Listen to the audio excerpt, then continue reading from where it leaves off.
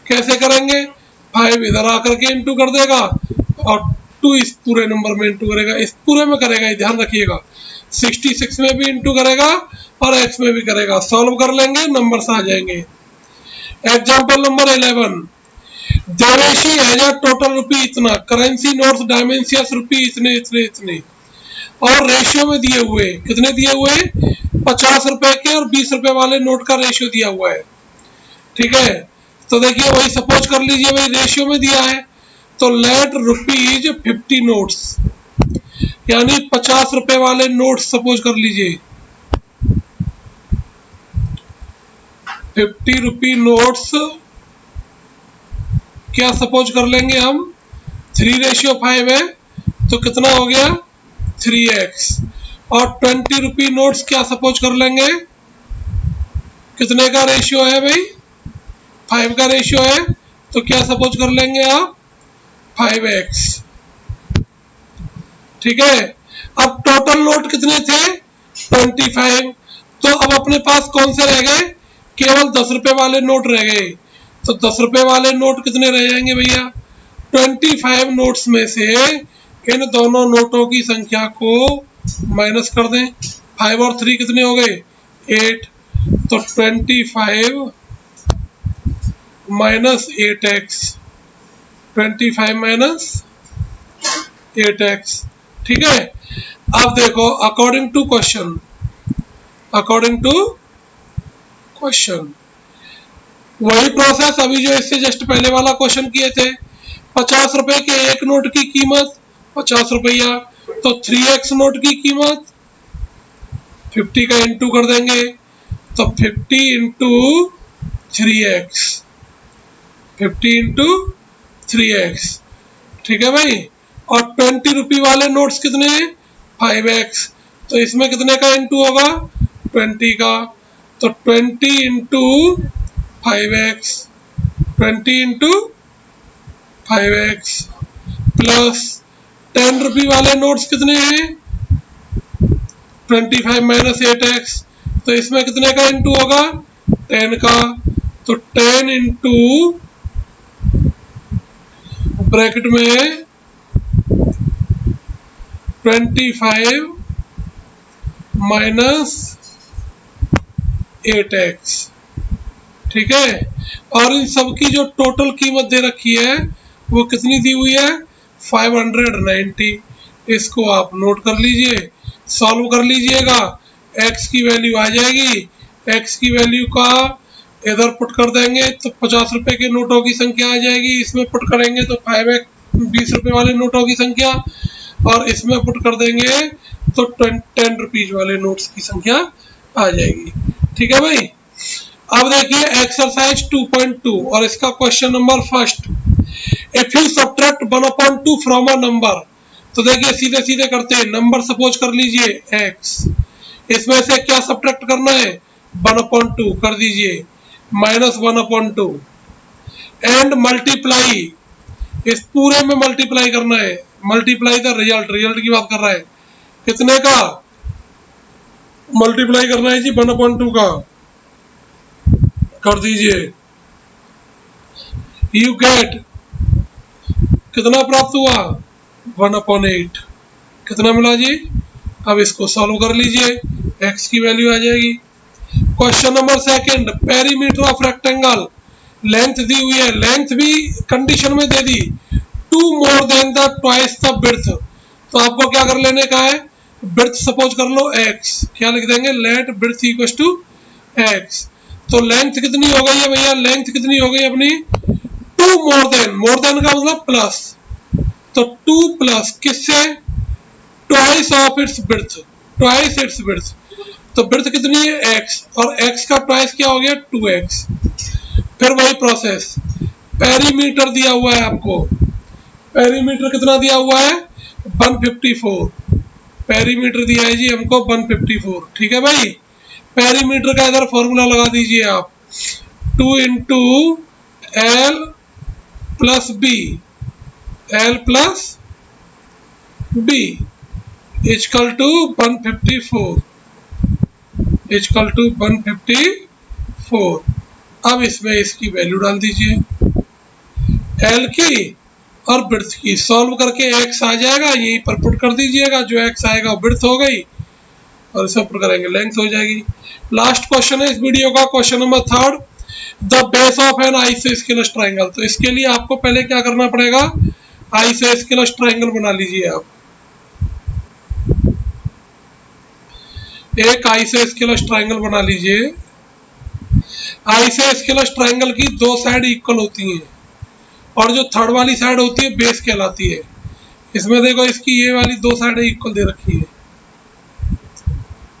ठीक है भाई, ये दो साइड इसकी इक्वल दी हुई है। इनको इक्वल वाली साइड्स को हमने सपोज कर लिया x, तो ये वाली भी साइड x, और जो बेस है वो कितना दिया हुआ है 4/3। बेस कितना दिया है भाई 4/3। अब इसका भी पेरीमीटर दिया हुआ है, तो पेरीमीटर ऑफ ट्राइंगल क्या होता है भैया, सम ऑफ ऑल साइड्स। क्या होता है, सम ऑफ ऑल साइड्स। तो देखिए x प्लस x प्लस 4/3, क्योंकि तीसरी वाली साइड तो 4/3 ही है ना। क्वेश्चन के अकॉर्डिंग आपको पेरीमीटर कितना दिया हुआ है, इसको आप सिंपल फ्रैक्शन में कन्वर्ट कर लो। 15 4 जा 60 प्लस 2, तो कितना हो गया भाई 62/15। 62/15 ये हमको पेरीमीटर दिया हुआ है। इसको सॉल्व कर लीजिए। x प्लस एक्स कितना हो गया, इधर 2x हो गया, प्लस 4/3। अब इसको आप सॉल्व कर लीजिए, x की वैल्यू आ जाएगी। ओके, सभी को नमस्कार, जय हिंद, जय भारत। सभी भैया स्वस्थ रहिए बच्चों।